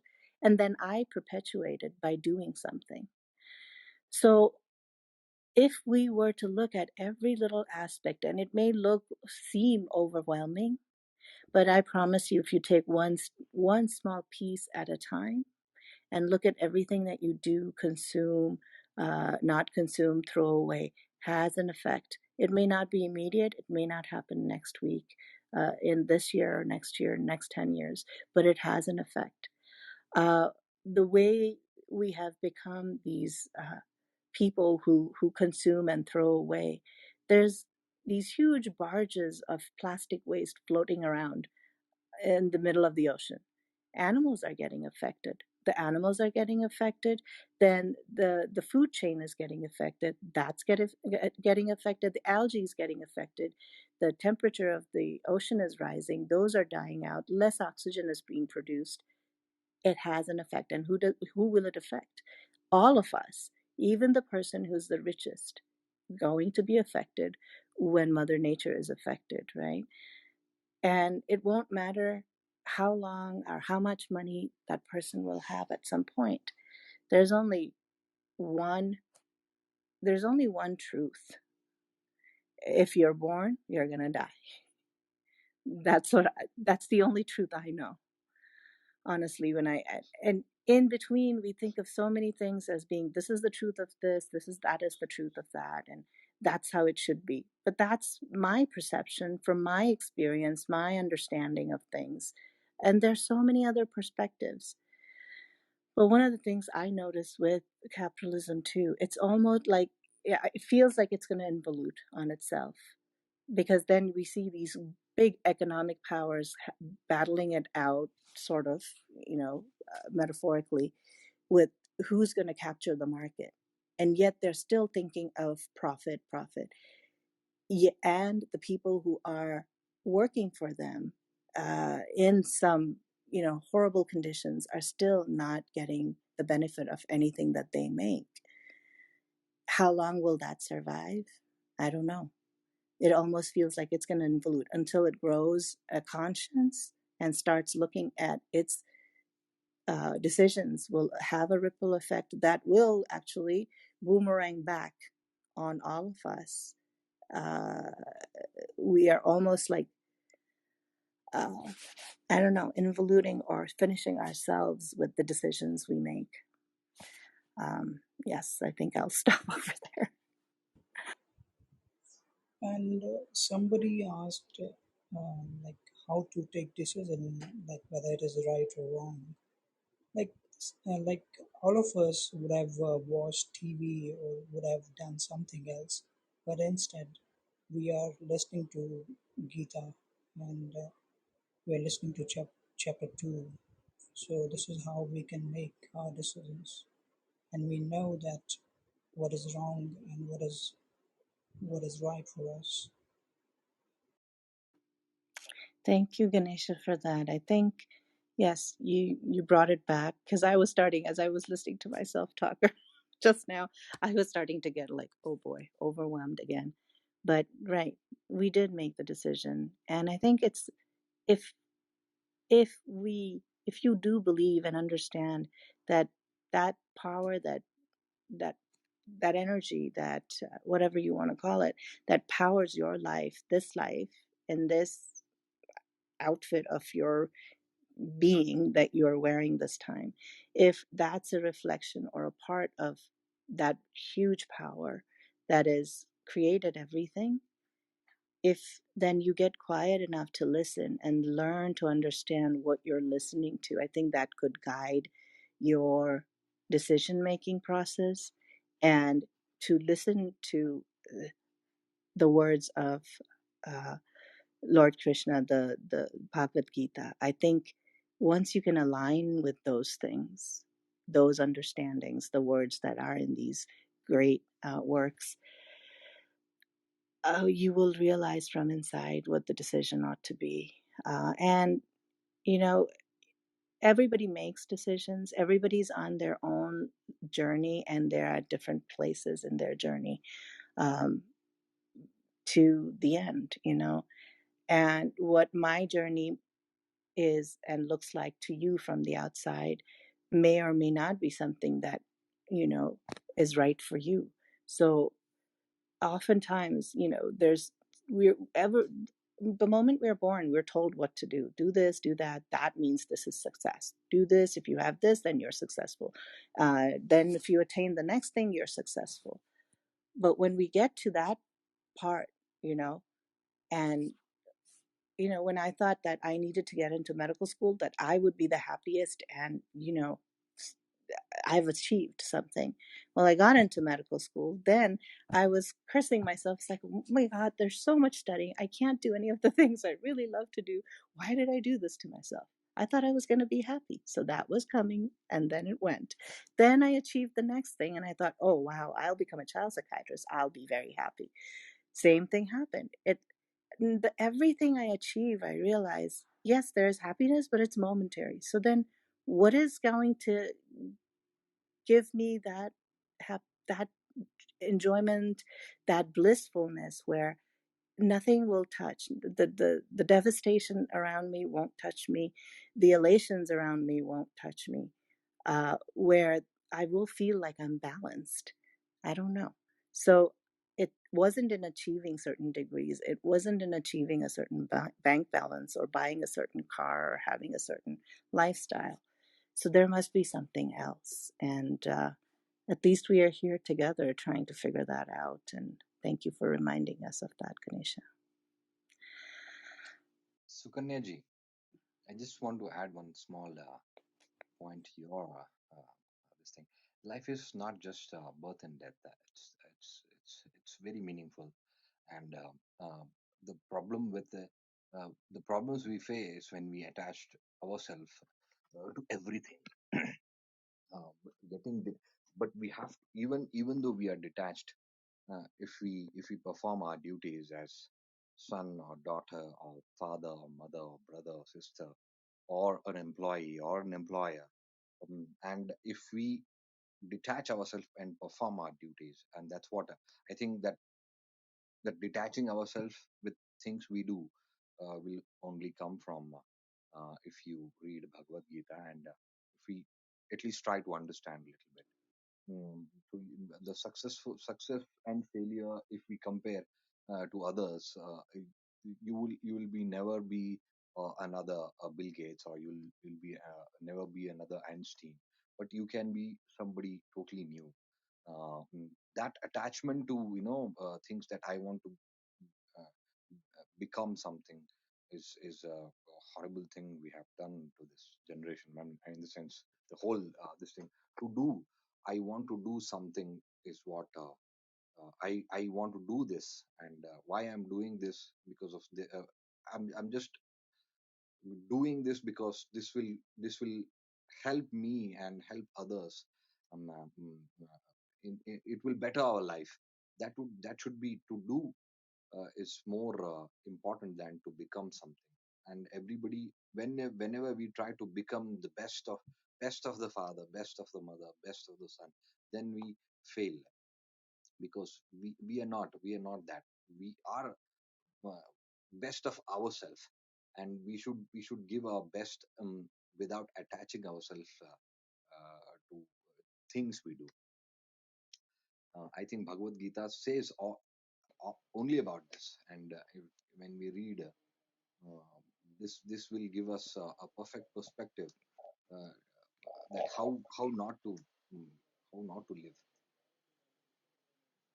And of course, it is not just life and death; it's very meaningful. Thank you so much.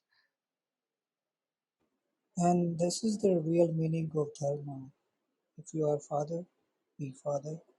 If you are son, be son. If you are a teacher, you should be a teacher and do your dharma.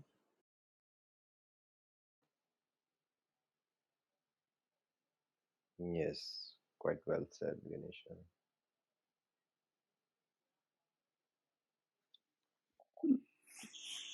I think it's so we did from 6 to 9, and then we'll move ahead probably more slowly as Lord Krishna uh, begins to speak.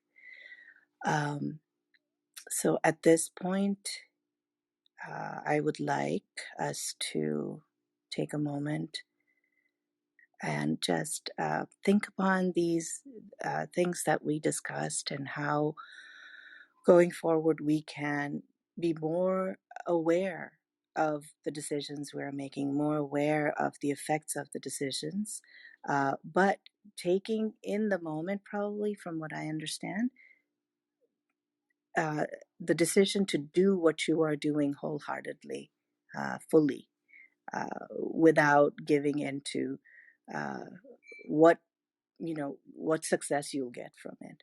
I mean, the thing is, if you're doing it wholeheartedly the way you're supposed to in the moment, you will have success. You will have the success you need, you deserve. So that's what I understood so far. And also, not to, even if I achieve whatever the heights in my profession or in my line of duty, uh, to have the humility.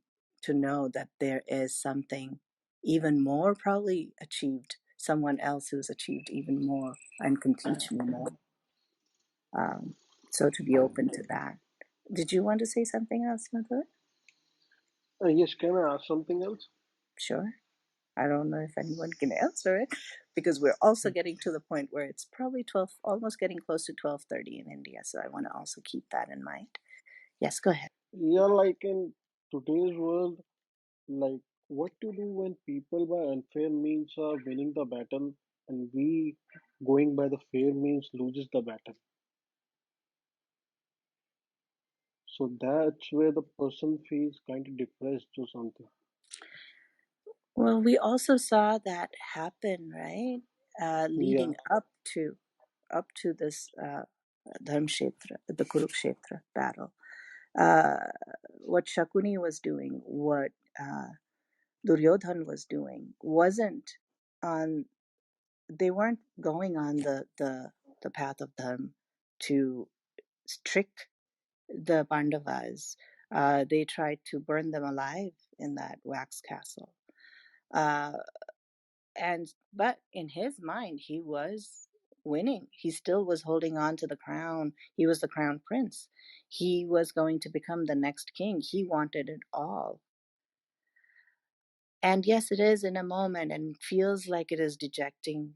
And you see that others are winning and they are using unfair means and they are lying and cheating, and it's as if they're stepping over the the the dreams of others, the worth of others, um, you know, the success or the failures of others because of the ways they are doing things. But that's the thing, though. You are able to see that. You, as being a person who's able to see the difference between that, can make a decision to do something in a way that in this you may not seem to others externally as a success, but the path of that you will be uh, taking the journey on is going to achieve that success in a different way, in a greater way. Can you be happy deciding, knowing which is the right way of doing things or the wrong way of doing things, to just win for the moment, do it the correct way? There are people who can, and it to us at that point it looks like, wow, look at all they have, right? And it may not be just monetary gains, but other things too. Look at what they have. But eventually, after this life is done, your journey still continues, right? It doesn't end. And it will be reflected again where you are, what you did, the choices you made.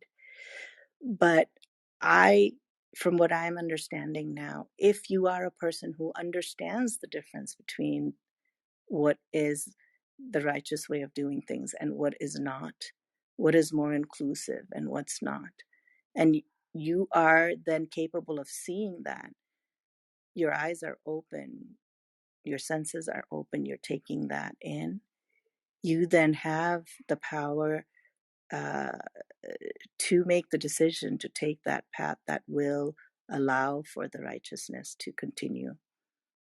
It may not mean monetary gains or more in your bank or a bigger house or, uh, the partner you wanted or something. It may not mean that, but it will mean a lot more uh, when you look at yourself and you examine your life going forward. Who can you live with being? Especially if you know that there's a right and then there's, the not so right way of doing stuff.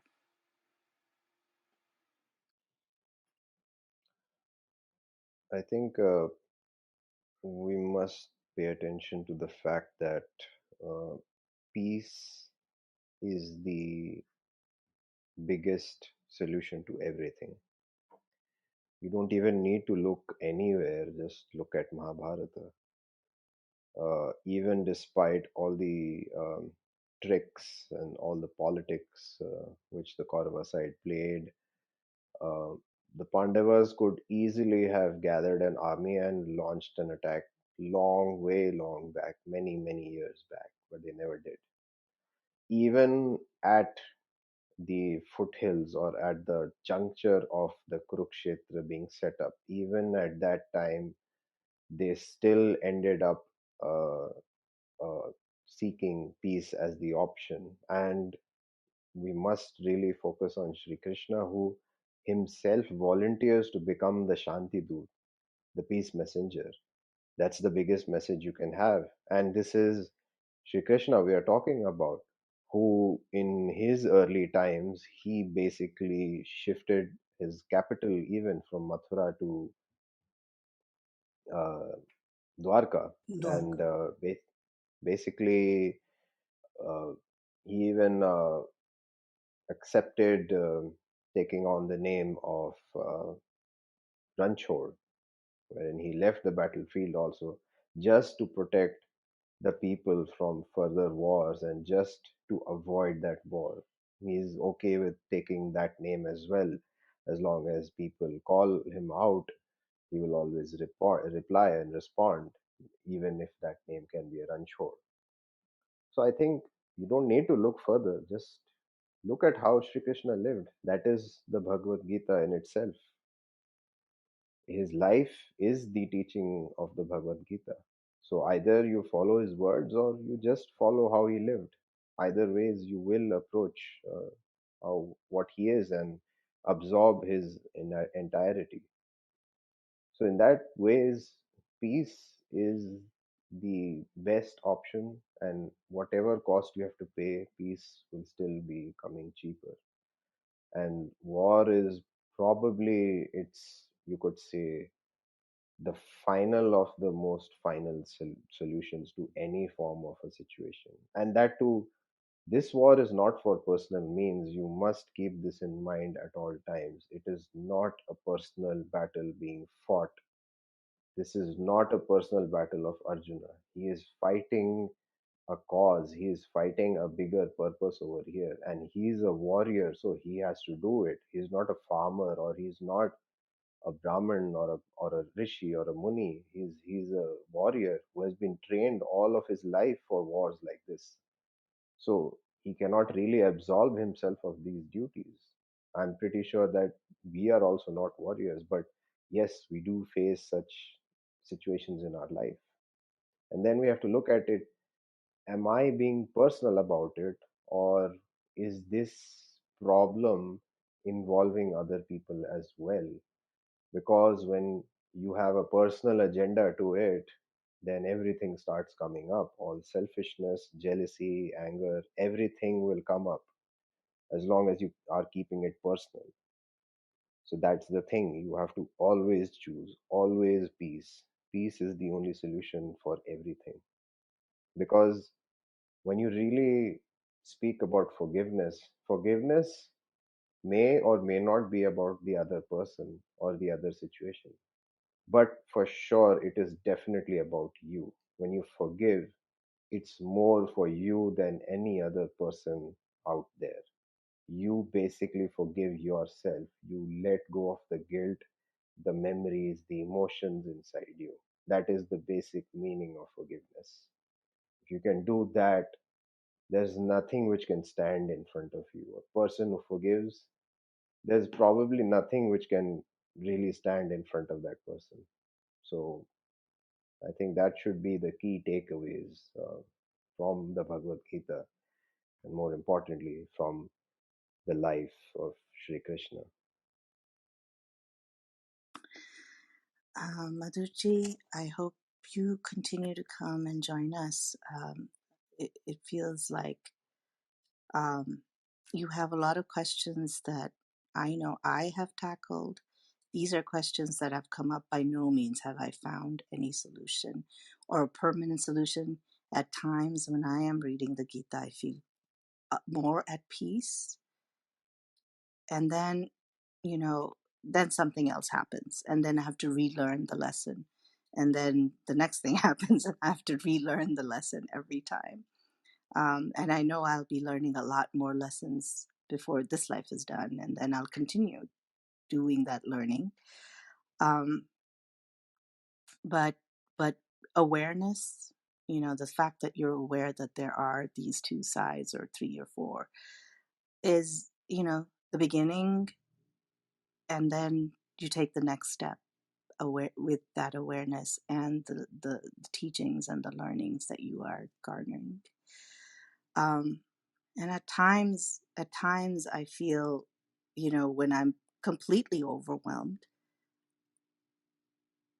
and this is more of a newer realization, I could be wrong, but if I am a reflection of a small part of that reflection of the Almighty, and each one of us are the same. Everything, every living being is also a reflection of Him. Then I'm also a reflection of you, because it's part of that same energy. And what am I going to do? Battle with you?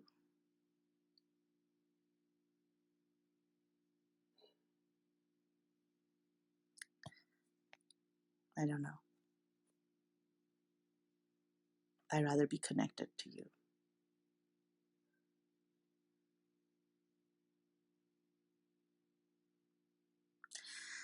Okay, so I think we should probably wrap it up here. It's 12:30.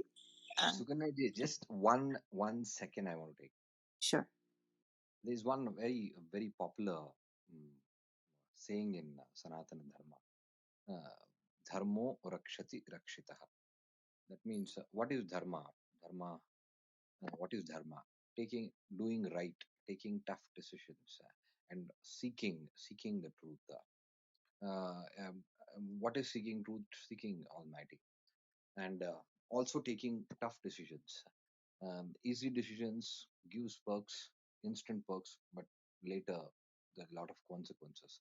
So if we can, while taking a decision, if we hold a moment and think about its consequences, and don't if we don't fall for greed and jealousy and all these negative traits, life will be very tough, but it will be very peaceful. As Jay said, peace is the this thing. When Krishna wanted to save his people, he just left. He created a new kingdom, leaving Mathura and Dwarka. He created, and he went. He did everything to get peace, but ultimately, when everything failed, he stood for dharma. He said, "Okay, fight, even though they might be your grandfather, your guru, or your brothers or sister, whatever. You just teach them what they need to be learned. If you run away, then when it is nowhere to go, if you run away, then nobody is going to save you.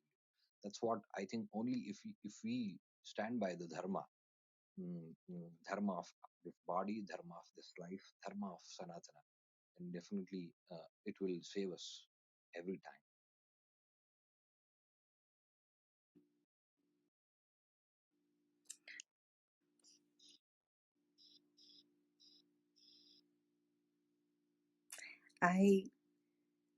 Peace is something that I definitely have thought for the longest time is, how do we feel peaceful? How do we achieve that? And we keep looking for things on the outside. If I, do it this way, that way, I'll get peace. But I think it's something that we walk around with all day long, every day. It's inside us. And at some point I realized there needs to be peace plus love for the Almighty. Because if I can see the Almighty in everything, in every aspect of life, every person, being, living thing that I come across, then I will be able to connect, because I will see my reflection in them, and His reflection in them. But you know what? I still struggle. I still struggle every day, and because I forget that message, so I know I have to live more with this consciously. So I guess that'll be part of the journey from here forward. But can we? I suppose we should actually come to an end for this session and continue our journey in our next session on next Wednesday. We'll go from probably I don't know, 2 or 3 verses. This will be, we'll need to take more time to understand. I know I will. So I hope to see you all back again at this time. Ganpati, would you please wrap up?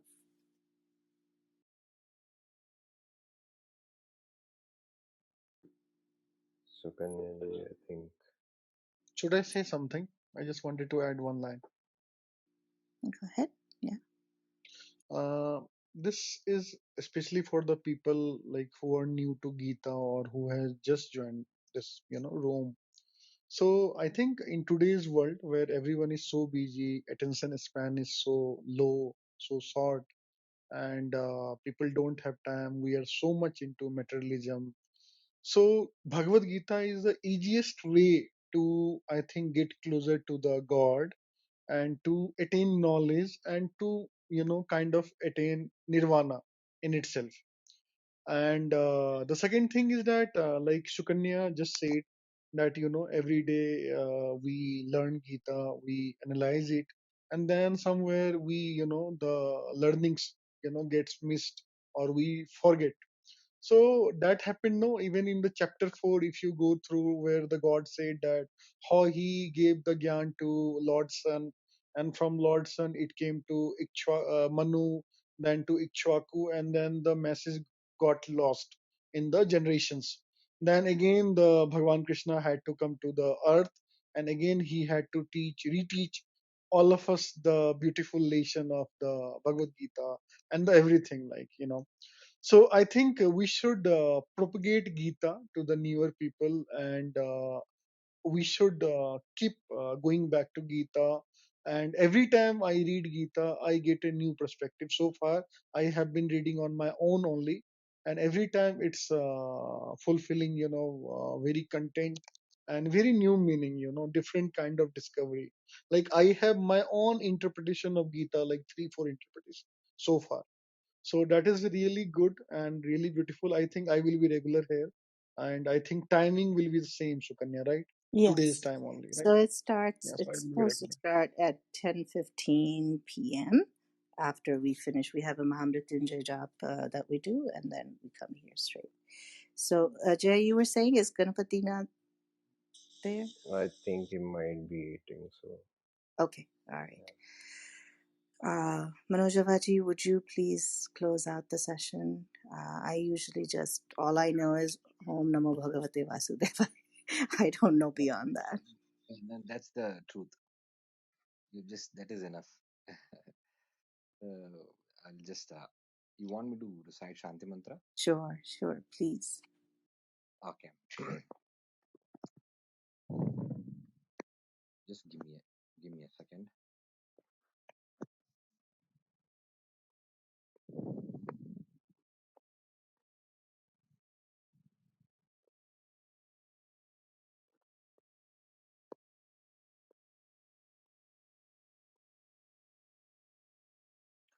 ॐ शन्नो मित्रस्य वरुणः शं no भवत्वर्यमा शं न इन्द्रो बृहस्पतिः शं no विष्णुरुक्रमः नमो ब्रह्मणे नमस्ते वायो त्वमेव प्रत्यक्षं ब्रह्मासि त्वमेव प्रत्यक्षं ब्रह्म वदिष्यामि ऋतं वदिष्यामि सत्यं वदिष्यामि तन्मावतु तद्वक्तारमवतु अवतु माम् अवतु वक्तारम् ॐ शान्तिः शान्तिः शान्तिः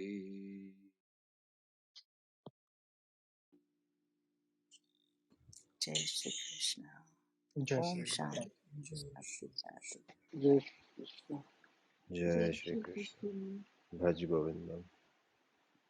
Bhaj So Govind. if I can thank you, Segovia, for recording and all the things that you're doing on the back to record this for anyone who needs to go back to it or listen. And he'll be putting up the link in his bio again once he's got that formatted and he puts it on there in YouTube.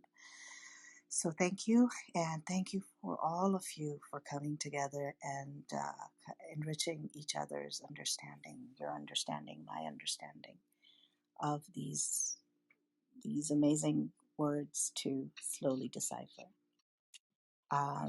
So with that, on the count of three, if people would unmute themselves and say Jai Shri Krishna, we'll close it out and see you soon in a week.